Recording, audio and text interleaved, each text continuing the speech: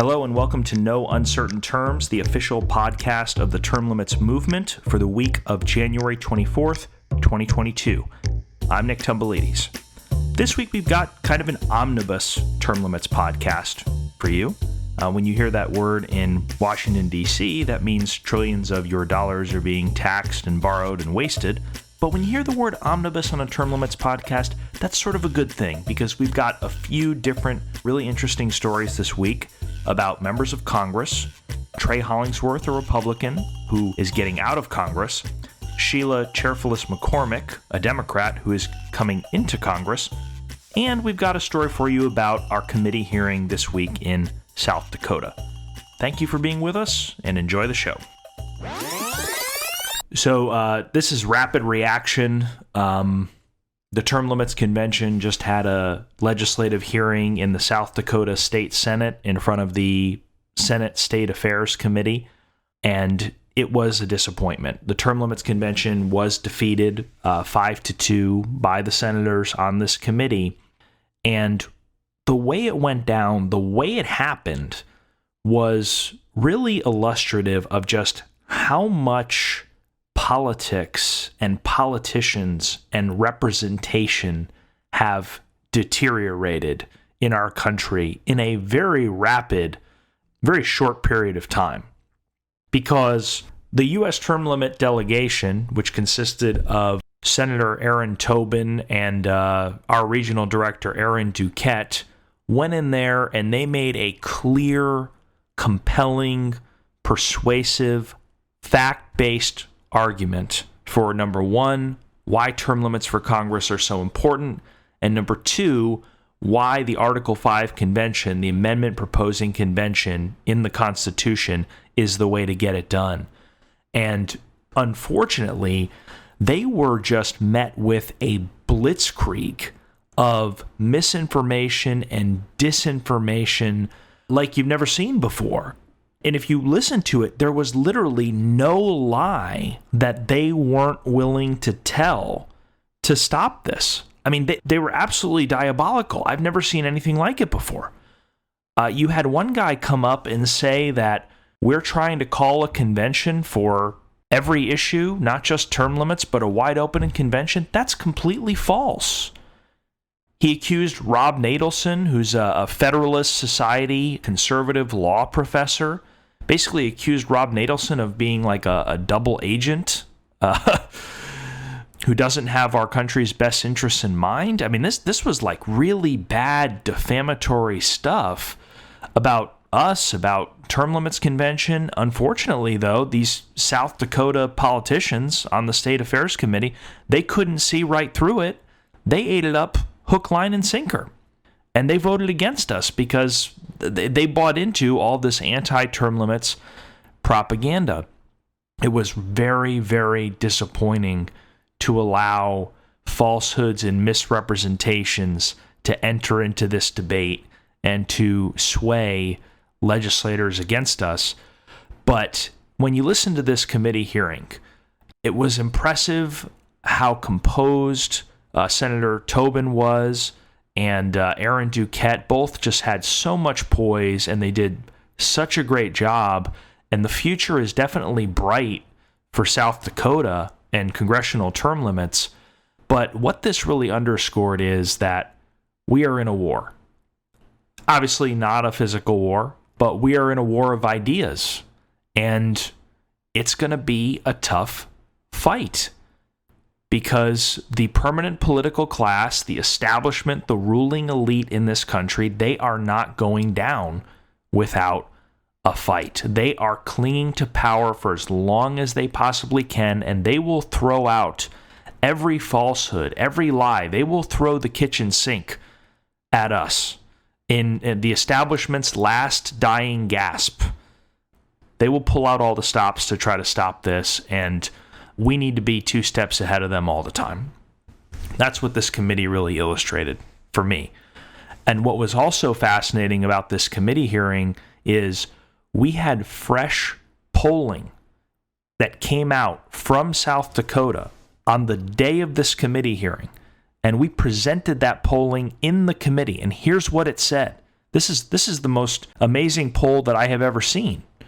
First, they found that 88% of South Dakota voters support term limits for members of Congress. 88%. That's 6 points higher than the national average of 82%. So people in South Dakota are on fire for term limits. Also found that 76% of South Dakota citizens favor South Dakota calling for a term limits convention. So 3 in 4 South Dakotans wanted this to happen. They were also asked, would you be more or less likely to vote for a candidate for the state legislature who supports implementing term limits for members of Congress? 79% of South Dakota residents are more likely to support a candidate who wants term limits for members of Congress. So what this committee did today was not just stupid policy-wise, it was really dumb politically.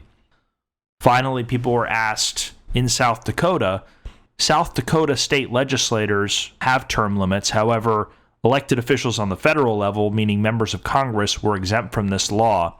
Is it fair or unfair that members of Congress can hold power for life while state office holders are term limited? And 79% of people in South Dakota said that it was unfair, and 58% of that said that it was very unfair. That was a survey of 500 registered voters in South Dakota conducted by RMG Research, which is owned and operated by Scott Rasmussen. So what we had here from the elected officials on this committee, the 5 who voted to table this, who voted to effectively kill it for the 2022 legislative session, we had a wholesale negligence. We had a complete refusal to listen to the very people who elected you, who pay your salary, who keep you there in Pierre, South Dakota, and keep that title of senator next to your name. Truly, it was shameful. It was shameful that they stood up for the status quo in Washington, D.C. They stood up for Nancy Pelosi and Chuck Schumer and Mitch McConnell instead of standing up for their constituents. And I can tell you this, if I had to make a prediction, I would say these politicians are going to face some serious repercussions at the ballot box.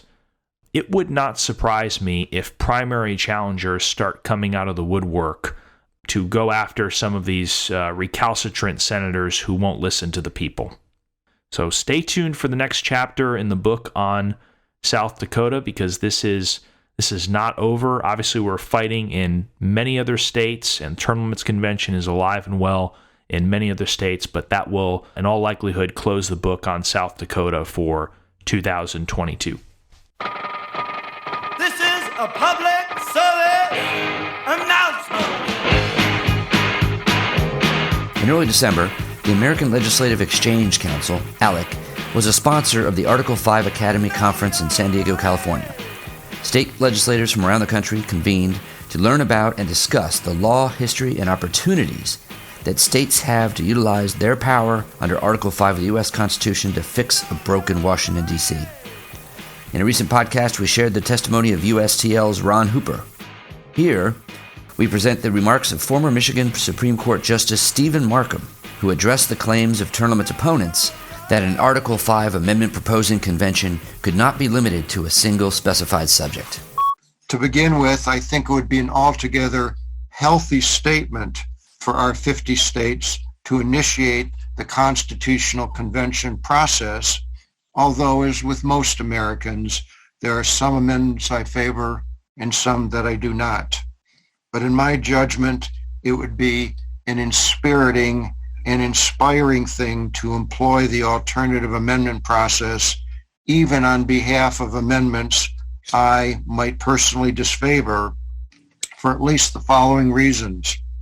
First, this would allow for the greater possibility of constitutional change that limits the powers of the Congress itself. Second, this would restore the vision of our founders of a more balanced system of constitutional federalism. Third, this would more directly engage and energize we the people as the ultimate architects of constitutional change than does the present system dominated by the Congress. And finally, this would validate and express authority set forth in our Constitution while repudiating those who see only catastrophe, chaos, and crisis as a consequence of any process of constitutional change that does not commence with and is dominated by the Congress. In other words, by merely abiding by the straightforward language of our present Constitution, our current Constitution, words that have rested there unchanged for 230 years, we would rejuvenate that inspired document with even greater force than the enactment of any individual constitutional amendment. You would have given rise to lasting constitutional change simply by the successful invocation of a constitutional amendment process that has lain dormant for so many years. It just should not persist that constitutional change is the exclusive province of the Congress and that the states have no equivalent role. Trey Hollingsworth, he's a congressman from Indiana's 9th District. He was first elected in 2016, signed the term limits pledge, the U.S. term limits congressional pledge at that time, and he has not entirely kept his U.S. term limits congressional pledge. Congressman Hollingsworth promised that he would only support a term limits amendment in D.C. for a 6-year House term limit and a 12-year Senate term limit. Unfortunately, he broke his word because he put his name on a bill for a 12-year House limit, which is no term limit at all, in my opinion. Once you get a term limit for the House that's longer than 6 or 8 years, it really ceases to be effective because at that point they are career politicians. They're spending more time in Washington than the president, which is frankly ridiculous.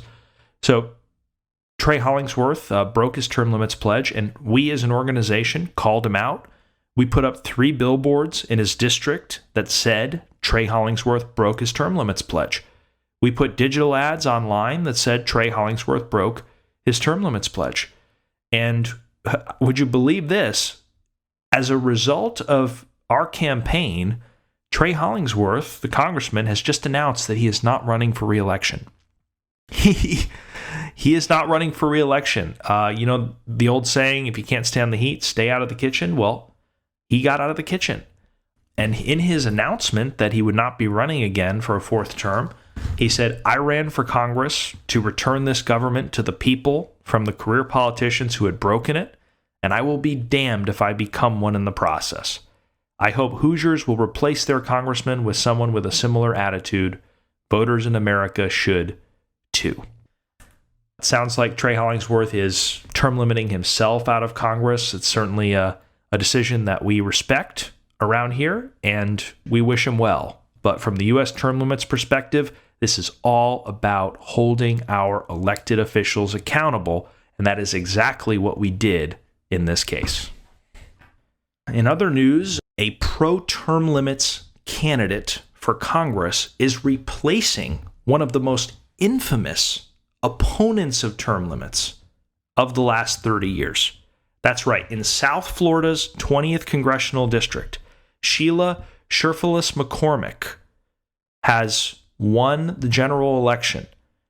We have flipped what was one of the most anti-term limit congressional districts in the country. Alcee Hastings was in Congress 28 years from South Florida, and he opposed us every step of the way. He always opposed term limits. Congressman Hastings passed away in April from an extended illness, and a special election was called. Of course, this is South Florida we're talking about, which means the Democratic primary is basically the whole election.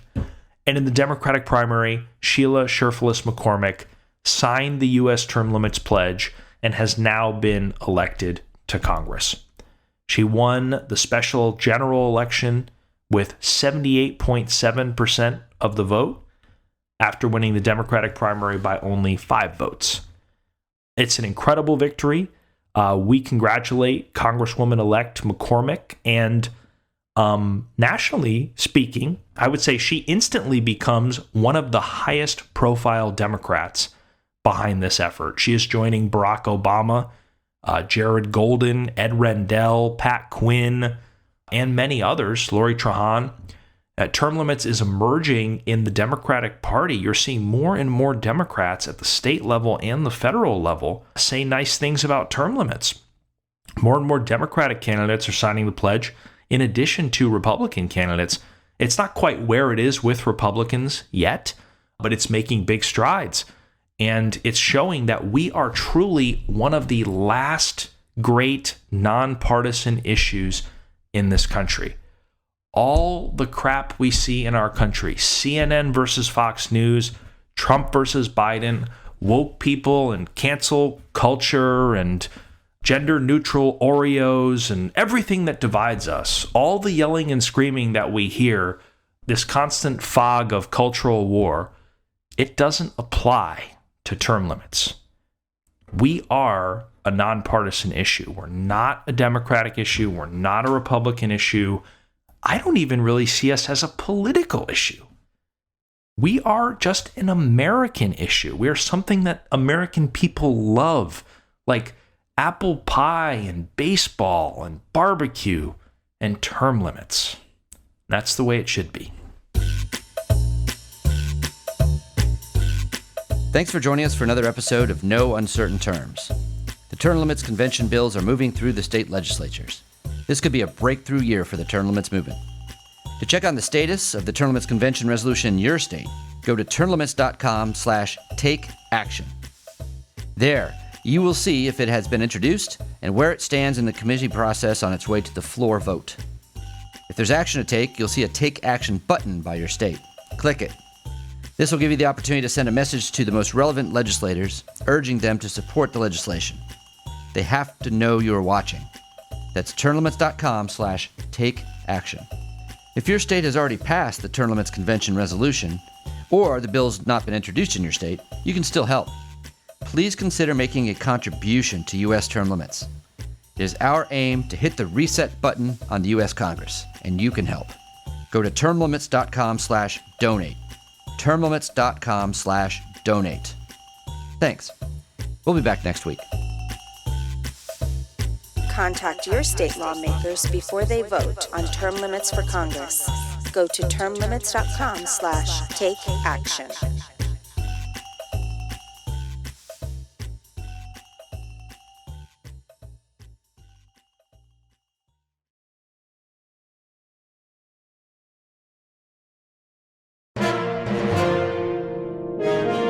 USTL.